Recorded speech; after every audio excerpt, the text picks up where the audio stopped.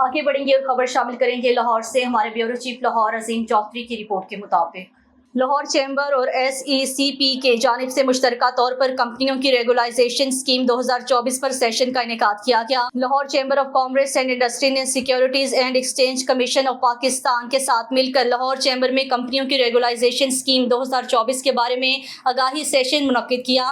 Lahore chamber के सदर काशिफ अनवर ने सेमिनार की सदारत की। Registration office SECP Lahore Shahbaz Sarwar, additional joint registrar SECP Ali Waheed Khan और कन्वीनियर स्टैंडिंग कमेटी बराए लीगल एजुकेशन हसीबुल्लाह खान ने भी इस मौका पर खिताब किया और स्कीम के मकासद और अहदाफ पर रोशनी डाली। लाहौर चैम्बर के सदर काशिफ अनवर ने कहा है कि ये सेशन कारोबारी इदारों को कानूनी ज़रूरियात की पाबंदी करने के साथ साथ शफाफियत, एहतसाब और तरक्की को फ़रोग देने के लिए बेहतरीन तरीके अपनाने की जामिया मालूमात फराहम करने के लिए तैयार किया गया है।